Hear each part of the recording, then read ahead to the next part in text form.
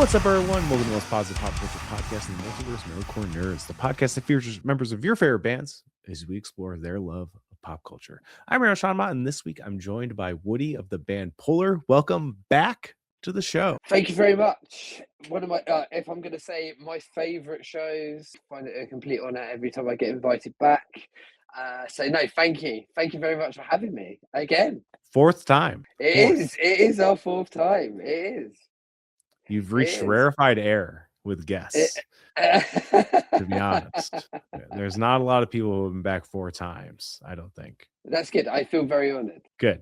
I'm glad. And it's been the coolest thing with this show, whether it's people I've gotten on the show for whatever reason, or bands that have sent in their songs for me to check out or something. But the coolest thing is see bands when they were kind of at, like, I'll say a smaller level, and then see them evolve and see them get to grow and see them to get more popular. And that's definitely the case with Polar. It's been super cool to see you guys like grow over in Europe and to go to Japan and stuff like that. It's awesome. I love it so much.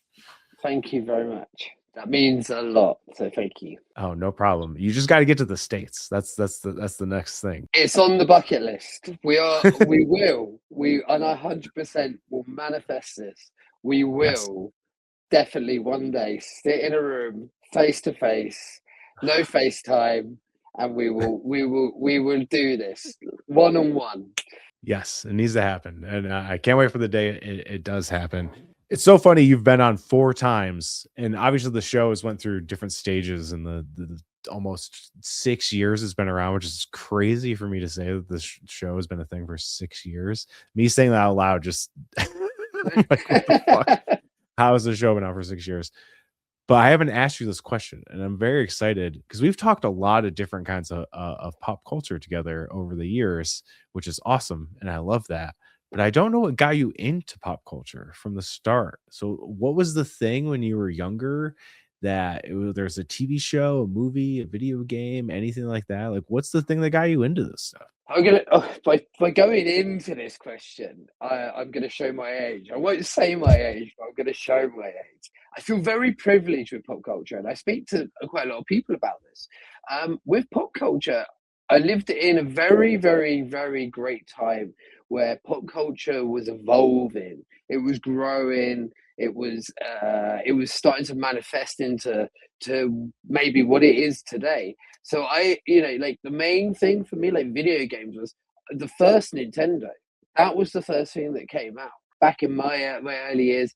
There was no internet. There was very, very, very small amounts of stuff on TV, and video games were a very limited source of entertainment. My next door neighbor got Duck Hunt on the first Nintendo, and as soon as that gun and me shooting ducks on that triggered the whole like dopamine hit of like, wow, okay, this is cool. Like, this is so cool. And I remember he got like Snake Rattle and Roll, I think, which was one of the games that came out on that, and like it was the hookiness of it. And that became like a real conversation between a lot of the people that I went to school with. It became like a very, very sort of mutual conversation starter, and also a way of building friendships. So like video games was a big thing for me. And I remember playing one game, Alex the Kid, the paperboy game. You were riding around, throwing those like newspapers. And that was like, cool, this is cool, I like this. And then that sort of like kind of spurred into like a bit more of the like extreme sports games. So we had like BMX games, skateboard games. But that kind of tailed me very much into the world of skateboarding. The group of friends I had, we all started at video games. Video games kind of ticked the box enough, but then it was like manifest into like, let's do this, let's go and skateboard, let's go and sit in a car park and get a boombox with a tape player, stick no effects on, like Nose for a Name, and skateboard all day. With skateboarding in the UK, it was a very much behind the way it was in America, but we were kind of mimicking what we were seeing with like the 411 videos and like the Thrasher videos, getting a boombox, sitting in a car park, and skating, you know, trying to do the most ridiculous tricks. But that particular part of that culture, that's when it opened up to music, because people were bringing boom boxes down, like tape players down, and putting on like mixtapes, like the original mixtapes, you know, like Yeah. uh, we were starting to like educate each other on music, you know, like someone would come down with a tape player and put Melancholy on, and that was suddenly was like, wow, like this is blowing my mind. And then it was like no effects, then it was like no is for a name. So like being in the skate culture was like kind of really opening me to this whole like world of like skate punk, like bands like Strung Out and like all that kind of stuff. But then at the same time, I had, you know, going to school, and this was in the 90s. And I would say, like, the 90s really kind of set music up to where we are now. You know, if you look at the full circle of what's going on in the music industry, a lot of these bands, you know, you take a band for a good example, like Split Chain, you know, they are like pulling that whole kind of grungy, heavier sound. Well, that was coming out in the 90s. I was in school when Kurt Cobain died. You know, like that. Yeah, these were quite life changing like moments. The group of friends I had, we had this thing, and I think it still exists today, where we were always trying to find the next band. You know, like it was like you would had that like you had your meat and veg of bands that everyone knew, but you wanted to be the guy that would go away and be like, "Have you heard these guys? Have you checked this band?" And we used to make mixtapes, you know, tape to tape stuff. So you'd be putting tapes, you're going around someone's house. Oh, cool! This is a cool song. So I want to record that onto that tape. Most of the time, the tape did get chewed up. You know, was not the most reliable source.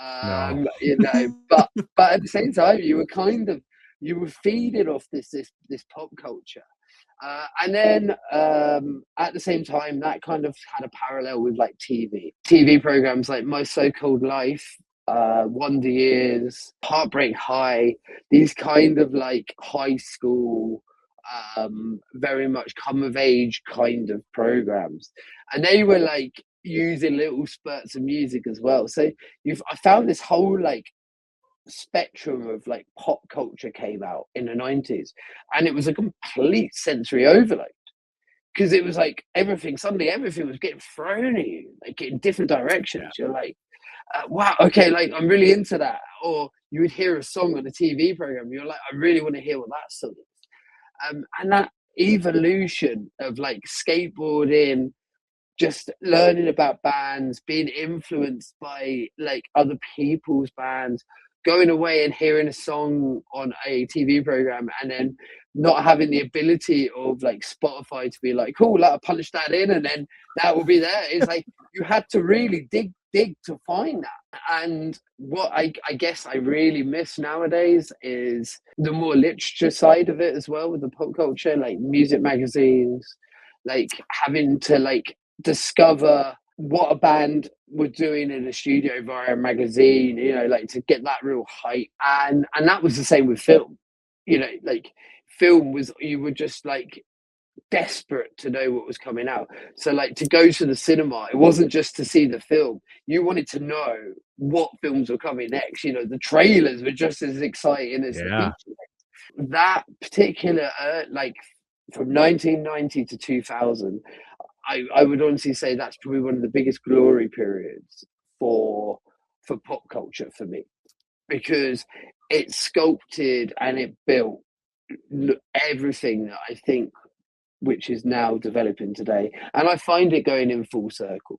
You know, like Yeah. it's like everything is coming back around again, like massively coming around again. It was probably the biggest dopamine hits, because every time you discovered something or you watched something or you saw a film, the dopamine your body was getting just from that was just it was unexplainable. The internet became a thing as I was growing up. So I didn't grow up with the internet, but I grew up as the internet became a thing, if that makes sense. Yeah, yeah, Um, I was born in 90, so like that's the age range I was in. But like even the same thing, like going to FYE and you could preview the CDs before you bought them, and like hear Yeah. new songs and getting samplers with different CDs. Like I remember I bought Taking Back Sunday Where You Want to Be when it came out, and it came with a Victory Records sampler that had Bayside, Atreyu, Hawthorne Heights, and some other bands on it too. And that's like how I found those bands, you know, and or like some kid I worked with, like when I was super young, showed me like Coheed and Cambria and stuff like that. And like that stuff is it happens now, but it's different. It's It, so different. I talked to Danny from Upon a Burning Body, and he kind of shared a very much of the same sentiment as you of it's not the same. Discovering things now isn't the same. It's very hard to discover that like diamond in a rough thing before anyone else. Kind of, it is such a rare thing. When I was an agent, I think I found it a couple times, maybe bands that are like pretty big now that like I discovered them when they were nothing, or playing with bands too when they were super small, or seeing bands live and now they're like the biggest thing in the world. There is stuff like that too, but it lost this like tangible, real feeling in a lot of ways. I do want to ask you though, you said you skateboarded. Were you good at skateboarding? a mediocre. I could land some tricks. I was the guy that would get on the board. I would do a couple of kick flips, a couple of ollies, could clear a nice little thing. But I was more the guy that would be sitting on his board and listening to music, chatting all day long. It was more about the hangout than I'm going to be Chad Musker, like and but I think without that, was I don't think it would have sculpted me the way it did. And we had like this really cool friendship where, and sadly those friendships they do dissolve, life changes, but we would sit on a Friday night, like back then the world was so much cheaper to be able to do stuff. Sure. And we would just sit on a Friday night and then we would have a copy of Krang magazine and you would go through the listings and be like, cool, like American Nightmare are playing at the Underworld. Let's just go. Like Enzyme are playing. Let's just go. Let's just go to Reach the Sky are playing. Like we were just jumping on trains and going to hardcore shows, and not really like knowing enough of the back catalogue, but just being like, well, let's go to a show. Let's just get up and do it. Take our boards with us and just get hop on a train and go. And what I find so sorry for now is pop culture. I feel for me now is more forced, less developed. Mhm. Like nowadays, it's like these are the bands you're going to listen to. Here's the push. Here's the band you're going to be wanting to hear. Here's the songs. Like I found through the period of like the 90s to the early 2000s that it was more self-discovery, Mm. and you were kind of just coming along like and hearing something, and I think you sort of touched on it, and I think it's an incredible thing, like sample CDs. Like I got a sample Best. CD when I was at school, and it had God Called In Sick Today by AFI, and I was like, I'd heard the name, didn't know much about them, put that song on. I've been an AFI fan ever since. And I just love that. I love the fact that you could just have these sample CDs. You could put something on and just let it ride out. And within 13 tracks, 6 of those would become something that you were like, that's cool. I like that. I really like that. I want to pursue that more. I want to find out more about that band. Back then, there was still like an innocence with it. You had to buy the magazines to learn about people. Like people's lives in bands were never like put like on a table that you could learn everything. They didn't have a Wikipedia. They didn't have an Right. Instagram. You would have to, if you were invested into the interest of a band. And now I think I've touched on this probably 4 times on our show together, but like Deftones, I was obsessed with Deftones, but the only information I could ever get from Deftones, I'd have to go and buy a magazine. I'd have to read Yeah. about like that artist, or read about Chino, or like and nowadays everything's so much more like accessible. But like it's just evolved so much. There's been good and bad to it, but I wouldn't change it for the world to live through that period.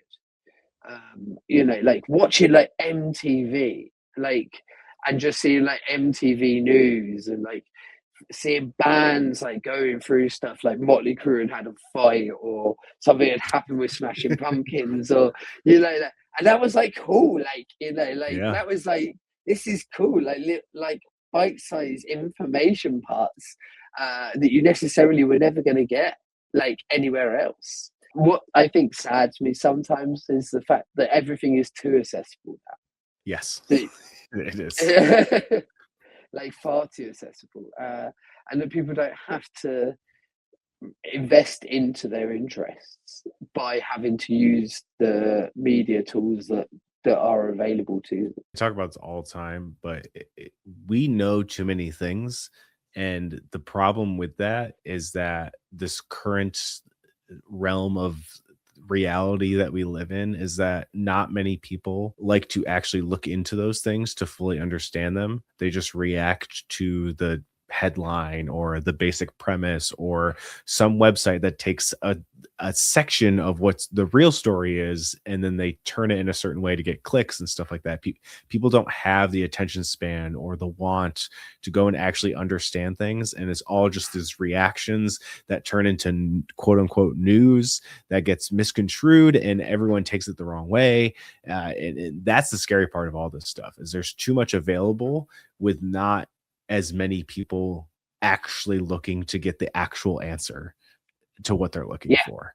And that's the thing that bums me out so much. And that goes from music to movies to TVs to everything. Everyone has to react to something. They don't, and that's the biggest bummer with there being so much information out there available for everyone. I think something shouldn't be available for anyone, because it creates this weird dynamic between fans and artists in any like realm of that kind of medium. And the thing that bums me out even harder about that stuff is I feel like as fans, a lot of us forget to view the creators of these things as actual people. The way people react to these things can be so vile and so gross over something that's just supposed to be a form of entertainment to you. Just don't understand why people react some ways to certain things. Like, it truly boggles my mind, and I don't understand it.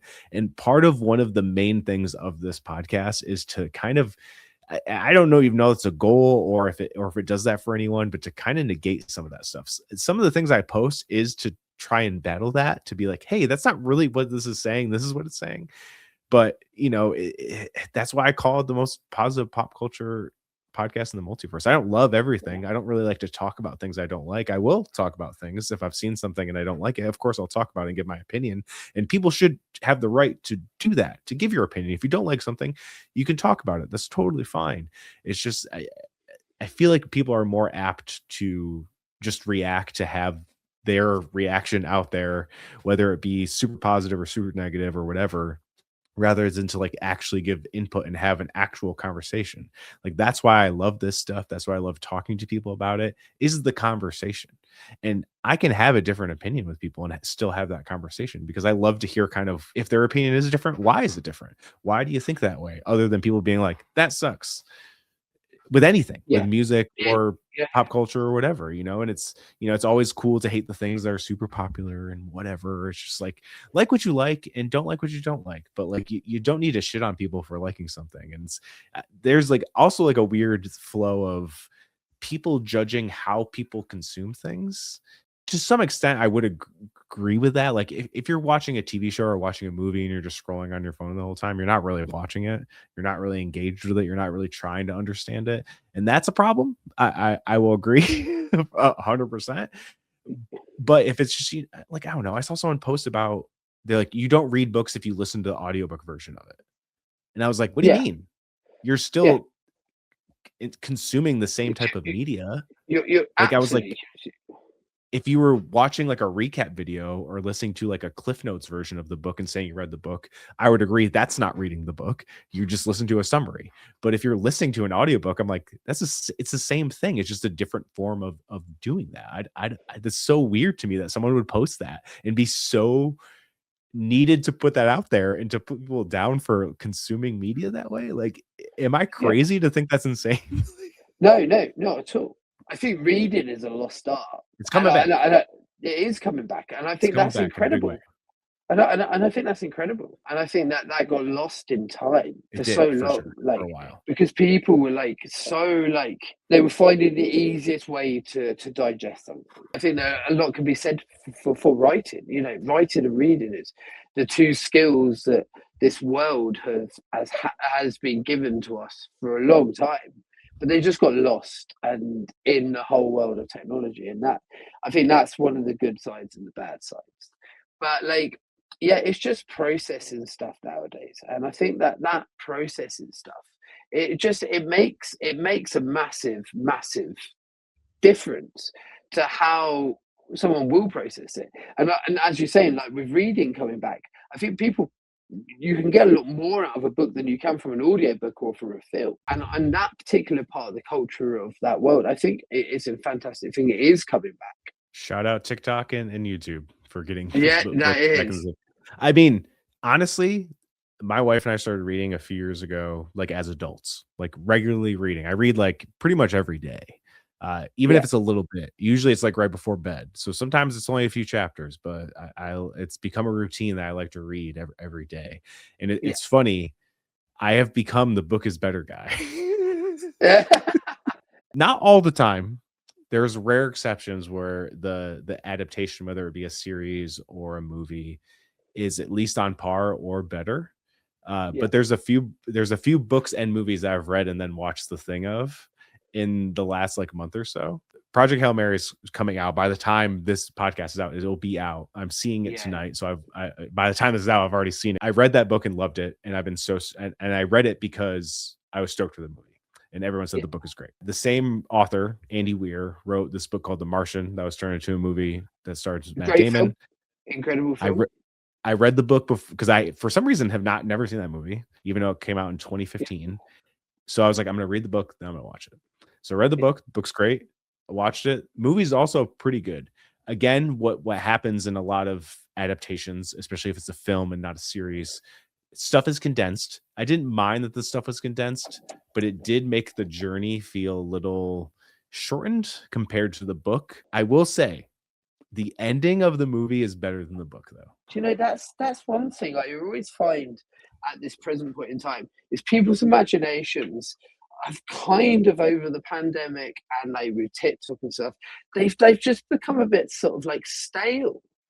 But a Mm, book can really like open up so much parts of your imagination and like imagery and like everything else that goes with it. And I think people need to embrace that more. Like for sure. embrace your imagination, like accentuate your imagination. And you can get that from a book. Now, I Yeah. think a big key moment in like literature for me is Fight Club. Like Chuck Palahniuk, like you read Fight Club and you watch Fight Club. Now, Fight Club is probably in the top 5 favorite films I've ever seen. Yeah. I think that film did it incredibly good justice.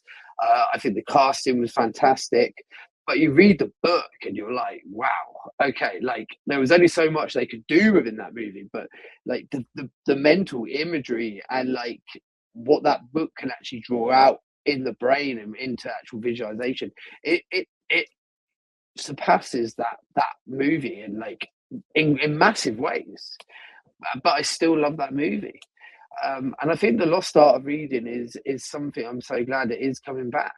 It's nice. And the only reason I say the end of The Martian of the movie is better than the book is because they didn't change the ending of the book. They added on like an extra scene, and I feel like that extra scene was just like an exclamation point on the story, to me at least. And I watched it right after I finished the book, like the next day. Yeah, I watched the movie, so it was all pretty fresh in my mind. So it's like I think the book is better, but that I think it's a worthy adaptation with a better ending.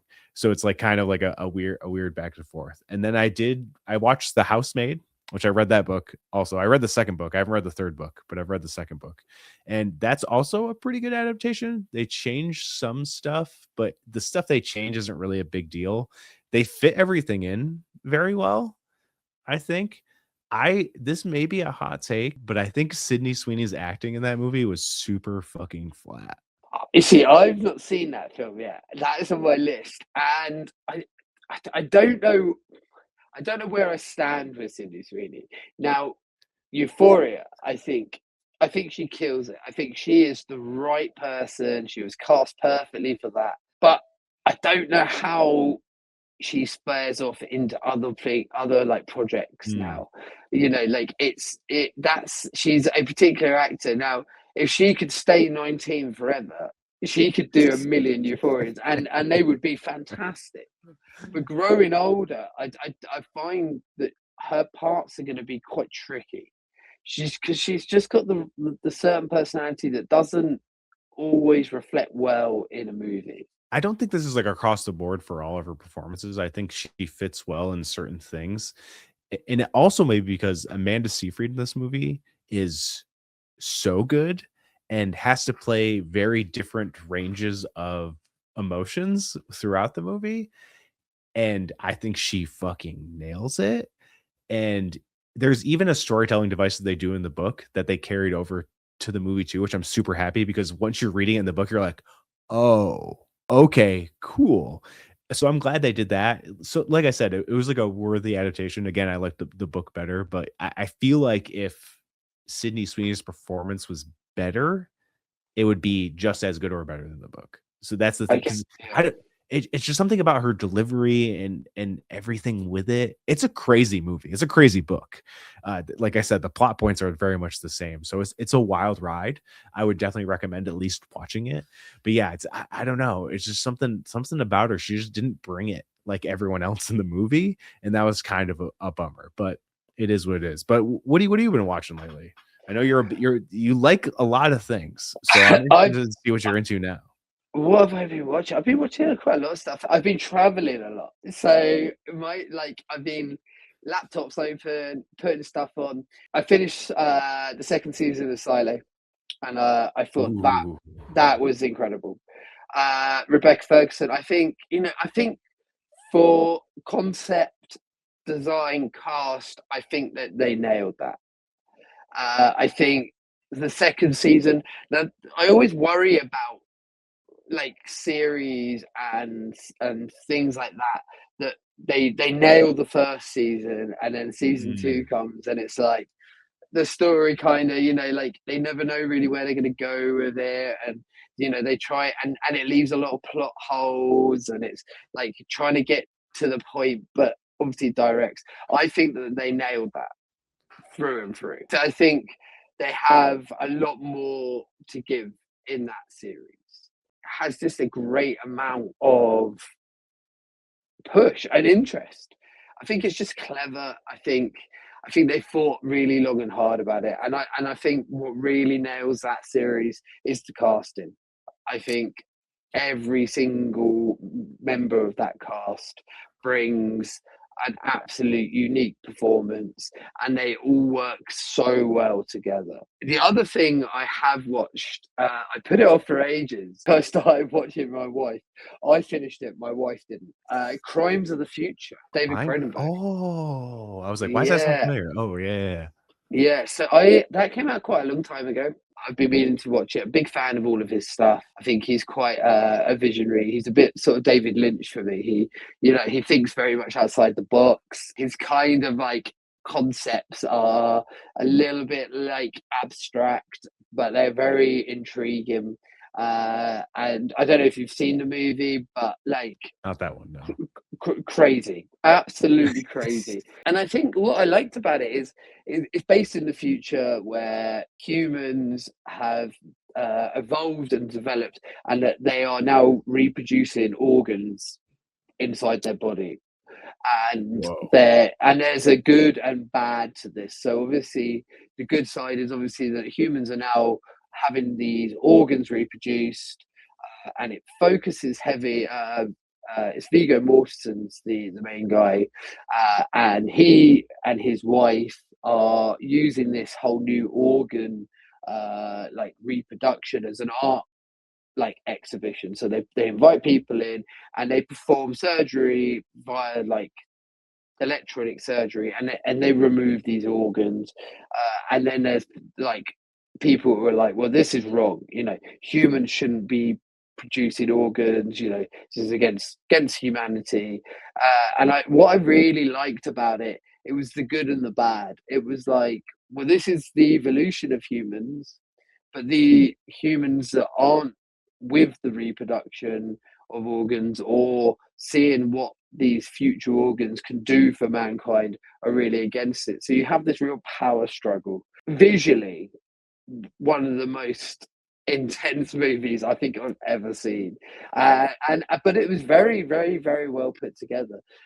I find a Cronenberg movie very hard to watch at the best of times. He doesn't do things in halves. But I do like a movie that makes you think. I'm chipping away. I haven't seen huge amounts of it. Plurius, is it Plurius? I can never pronounce it. Pluribus. Pluribus on Apple. Right, great program. Great series. I think it was just clever. I just think it's really cool. It's very clever. And I loved the originality. Now, I'm still kind of sort of going through season 1. I put it on my 16-hour flight out of Shanghai back to the UK, and I was like, I'm going to watch the whole of it. And got 2 episodes, I'm wide awake. Next thing you know, something else is going on. I'm backwards and forwards. So I'm kind of still backwards and forwards. And that was by no means the program being boring, but more of the case of I haven't got a clue what time zone I'm in at the moment. But for the premise, what an incredible program, series, I think. And I have your great self to thank for that, because you were saying that we were talking and messaging, and you were like, I think you're really going to dig this. This is kind of up your street, and it was. For what Crimes of the Future did for me, that was kind of doing the same thing. It makes you think, it turns the brain over, and I think for his sort of kind of big, it was his first big comeback, wasn't it? Really, since Breaking Bad, really, first out of the Breaking Bad universe, for sure. Yeah, and I think he's really nailed it, and I love the whole how he's gone quite left to what he's done in the past. I think that there's some really interesting parts in that, and I thought the cinematography on it was fantastic. Beautiful show.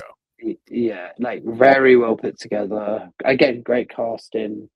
Very interesting to watch. I didn't find myself at any point feeling like I was sort of losing interest or even being like, oh, what's going to happen here? And for the first time, I think, for watching the series, I wasn't trying to guess what was happening. I was more intrigued to just let it fold out and be like, well, what's it going to do? Where does this go? How does it go? Where do they go from here? And I love a show that actually allows you to just sit and let it evolve in front of you, opposed to being like, well, he's the killer. This is going to happen. This is going to, you spend the whole time trying to put all of the dots together, and then so I'm still sort of kind of going through that. Unfortunately, a time zone sort of sucked up a massive chunk of that. It was probably playing, and the person next to it was probably watching it. But I am sort of slowly going back. I'm planning some cinema trips soon. I need to go. I want to go see the new Scream movie.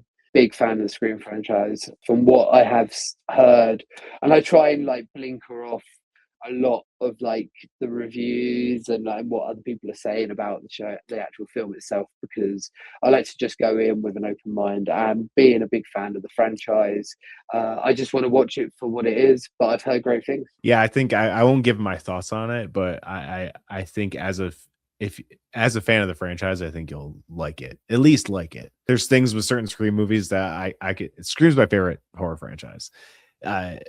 But there's things you can take or leave with most Scream movies. You know what I mean? Sans probably the original, which is a pretty perfect movie. But especially for what it is and what it did for the time and everything like that. But it's a good watch, I would say. That's all I'll give you on that one. Definitely go see it. It has an awesome needle drop in it that you'll probably be stoked about. My wife fucking freaked out about it. It was awesome. and, She fucking and that's lost. what I live for. I'm like, those are the moments, and that's what I love about the whole Scream thing. I love those little moments when and you're like, Yeah. brilliant. There's the curveball, and you're like trying to process that while the whole film is going through. But it's just a big year for films, and like Huge. massive year for films. You know, like I think I'll be at the cinema probably more times than I'll be in my own house, Yeah. and brilliant, and more for it. I think it's great to see the industry is pushing and striving to really to like put out some incredible films.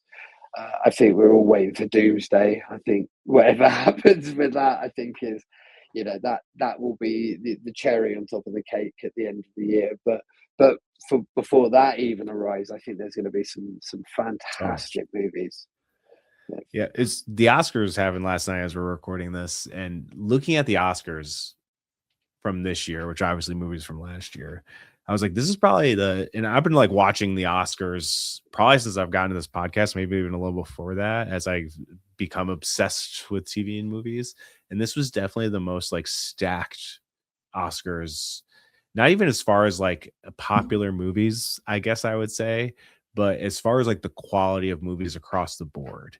Because there's so many people kind of trying to pit like Sinners versus One Battle After Another or whatever, or Marty Supreme, and being like they got robbed. And I was like, almost every category anyone could have won, and I would have been like, yeah, it's cool. That's how Yeah, I felt watching the yeah, Oscars. And I thought it was really awesome. And it was super cool to see the people who won did and everything like that. I thought it was great. And it was proof that the thing that I've hated the most is people saying there's no original content out there, especially in movies. Because in TV, if people say there's no original TV, you are yeah, just insane and somehow are not paying yeah. attention. I don't know to tell you. There's so much original TV out there. It's you can't watch it all. It's actually impossible to watch it all, I think. But as far as movies, like One Battle Number is inspired by a book, but it's still an original story. Sinners isn't a completely original story. Weapons is a completely original story. Sentimental Value is a completely original story. Like all of these like amazing stories, all these different genres are happening. And like you said, I think this year is going to be even bigger as far as that stuff, which is so exciting and so cool to see. I love that. And it's on top of the things like, like sequels, like a Scream sequel or whatever, both can exist and one doesn't need to negate the other. You can have Yeah, both, and that's fine. And you can like both or not like both, whatever. I just hate when people are like, Hollywood is dead. There's only going to be sequels and remakes yeah, from now on. And it's like, no, are you not paying attention to what's going yeah, on? It like people just like it's this guy in Threads like screenshotted a thing of like the top 10 highest grossing movies from last year domestically, and I was like, box office doesn't matter because showing me a list of box office numbers is just one piece of the puzzle, because yeah, horror movies never usually make it to the top 10, but they're usually such big wins because their budgets are so low, and the ones that are at the top are usually the ones with the higher budgets. So it's like, to be successful doesn't mean you need to be in the top 10 of this stuff. Like no, no, Scream 7 is exactly. the highest grossing Scream movie ever, Yeah, and that's not going to yeah. be in the top 10 of box No, office this year. there is one film I'm umming and ahhing about it. The Bride. I've heard lots of ups and downs about The Bride, and when that first came Yeah. out, and I started reading about it, and I started reading about the synopsis, and I was like, I loved what caught my attention was the spin on Frankenstein. You know, we've had a Frankenstein film come out. You know, Guillermo del Toro did one. Great Yep. film. Really enjoyed it. Very true to almost the original one with De Niro and like Kenneth Branagh. It had that very sort of similar vibe. And I was like, cool, okay, so they're doing another one. And then when it was like the whole Bonnie and Clyde kind of style, I was like, Mm. this could this has got a potential to be really quite cool. Like have a real new spin on it. Haven't seen it yet. Didn't I saw the box office figures when it came out, and I was like, okay, right, 7.8 million on a 90 million pound film. Like, yeah, maybe this isn't, but I'm willing to try and give it a go. Maybe on the cinema, maybe more on the streaming side. Yeah. Um, but I just think it had so much potential. like so much potential. especially with the cast. Yeah, Like there's, and it's so weird with the box office nowadays because it's funny that you mentioned that, like the box office of that failed. And I don't know if it's the reviews or because I used to think in the last few years, if something got a bad review, it usually did pretty poorly in the box office. And good word of mouth has helped a lot of movies in these last few years. Obviously, less people go to the movies. That's just a fact.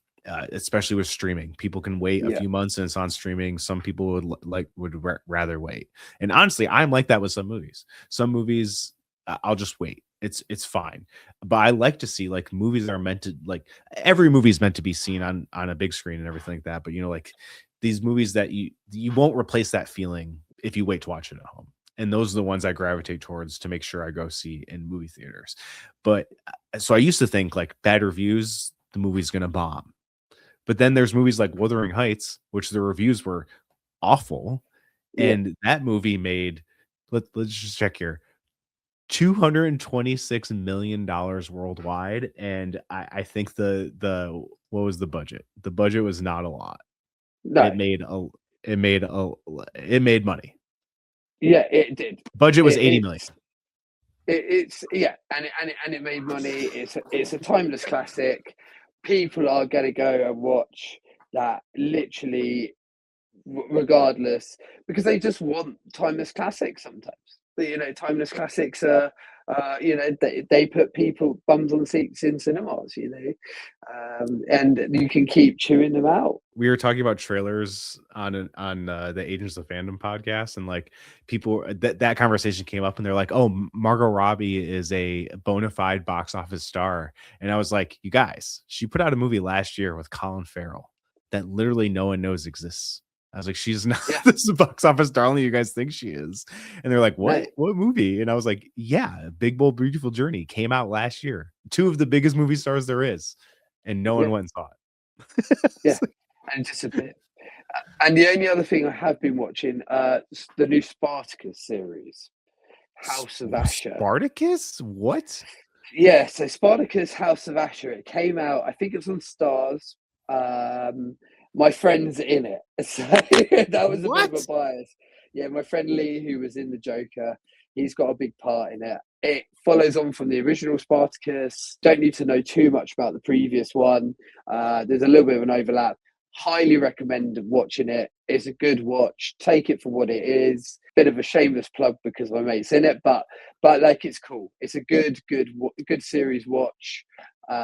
Lots of gladiator fighting, and it's a bit Game of Thrones. It's got that kind of vibe to it. Okay. But yeah, highly recommend it. Wow. Yeah, I didn't even know that was a thing, if I'm being Yeah, honest. yeah, yeah. That is my recommendation for the day. Very cool. That's awesome. You brought up some Apple TV stuff, and this is the opposite of the Apple TV sci-fi side that obviously you are very prone to, which I am as well. I think Apple TV is one of the best probably out there in sci-fi TV, at Yeah, least for sure. yeah, But there's a show with John Hamm. It's called Your Friends and Neighbors, and the second season's about to come out very soon. I've seen most of the second season, and the basic premise of the show, and I feel like this is like one of the most underrated shows on TV right now, because like we said, there's so much out right now, and there's so much that is very popular. And yeah. Apple TV is obviously they've become like the streamer for TV. I know Oh yeah, HBO is still there, especially the latest like couple HBO series that have come out. They've been massive, massive hits, and that's definitely bolstered their prestige as of late. But the basic premise of the show is John Hamm is a hedge fund manager. He loses his job, and he's like very rich, obviously, and he's divorced, and he still pays for his old house that's like a fucking mansion that his wife lives in. He's got to pay for his kids' private school. They're teenagers, they're about to go to college, everything like that. So he needs to find a way to be as wealthy as he was as a hedge yeah. fund manager. So he starts robbing his neighbors because he knows that they won't miss this stuff that they don't Yeah, care yeah, about yeah, because yeah, they're so rich. He'll just yeah. rob them. And that's the basic premise. But underneath it is the show is really about the pursuit of happiness and what makes Right. people happy. Yeah, And yeah, yeah, like, because the whole beginning of it is this montage of like, I made money to get this point, and then after you get to that point, it's all fake basically. Every point you Yeah, get to in life, you when you it looks like you're making so much money, but in reality, you're just in insane amount of debt and money yeah, isn't real. And that's like the whole premise of the show is about happiness in your relationships, whether it's romantic or platonic or with your kids or with your parents. And it's just a beautiful, amazing show. It's already got renewed for season 3, so there's another season coming. And they turned around. Season 1 came out last year, so they turned it around fast. I'm guessing season 3 they're going to do the same thing. Like doing yearly TV has become such a normal thing, which is crazy. You talk about everything's in a circle. We're kind of returning to form, even in yeah, TV spaces. yeah, Now yeah, that we're yeah. in the streaming era, and the whole streaming wars has kind of quieted down and everything like that. Like releasing TV yearly has become a very big thing for a lot of shows. Not like some of our favorites like Severance and Pluribus, but that's fine. We can wait for those shows. We can, we can sit here patiently waiting. Yeah, But when we get shows like this, or like The Pit, or Invincible, or even Daredevil is coming out in a yearly pace and everything like that, it's like we have plenty of things to fill our time as we're waiting for what may be some of our personal favorites and other people's personal favorites. But Your Friends and Neighbors is one I recommend to a lot of people, because once I tell them the premise, they're like, "Oh, that sounds awesome," and it is great. And John Hamm is I love John Hamm. Like, he's such a great actor. incredible, incredible actor. He is And a ah, timelessly incredible actor. Everything he does turns to gold. I think you can't find a better actor at the moment. To be honest, I think yeah. he is incredible. And we get James Marsden in season 2. Again, you can't get better actors. Put those two together. I'm going to take that recommendation, and I'm definitely going to watch it. Have you watched Paradise? No, not yet. I'm not I going to tell have you anything been. about it, because episode 1, there's a twist at the end of episode 1. And if that twist has you intrigued, you will love this show. But it's on season 2 right now. Okay. You should watch that show. I think from obviously knowing your tastes, you should watch Paradise. Season 2 is happening right now, and it is. I think season 2 is better than season 1. And I thought season 1 was one of my favorite series of last year. And you know how much TV I watch. It's disgusting. Yeah. It was up there. Well, it's duly Season 2 noted. is. Paradise is on my list. I You will. gotta I let me will know when you start. watch it. I will. I will be dropping. I will continue our conversations, and I will drop that in and be like, "I've just watched that, and it's ready." I'm gonna have probably questions. Yes, I think episode 1 will hook you, because Yeah, it's.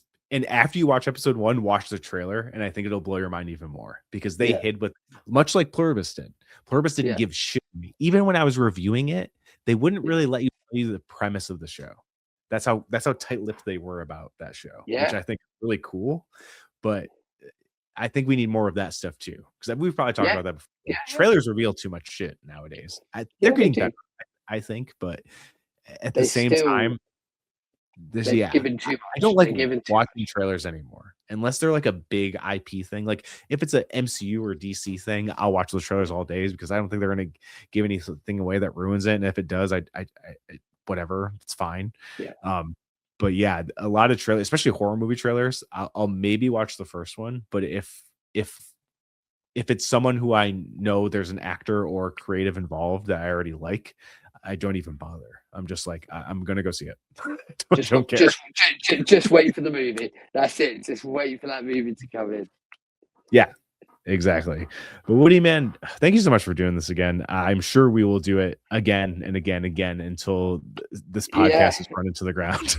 But I love that. I will always be here.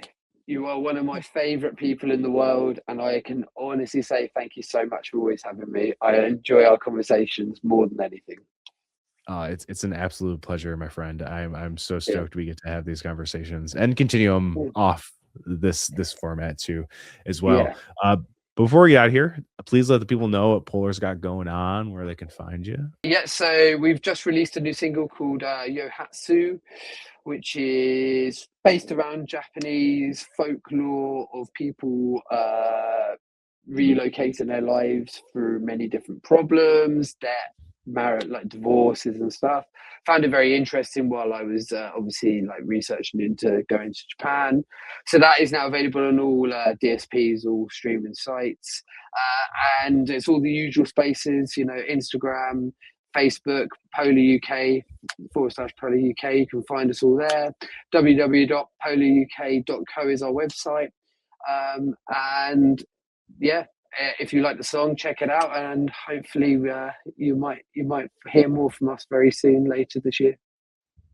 Very cool. The single is also on the Metalcore Nerds playlist, Spotify playlist. So if you don't Thank you follow very the much. playlist, the links are down below, and it's a good place to find new music or maybe rediscover stuff of other bands that you maybe fell off of, and they release something new. Maybe you'll dig it. That's happened with me a lot in recent years, so maybe it'll happen with you too. I'll make sure to link everything down below, so if you don't follow Polar, you can make sure to go and follow them, support them, listen to their new song. If they're coming anywhere near you, if you live in the UK, you live in Europe, make sure you go see them so they can come to the US and I can hang out with me. Yeah, we will make this happen. We will. I promise. And if you want to support the podcast, you go to metalcoreners.com. All our links there in one easy place. And if you want to follow me on my personal account, it's just @SeanXM on Instagram and Twitter. And until next time, see you later, nerds.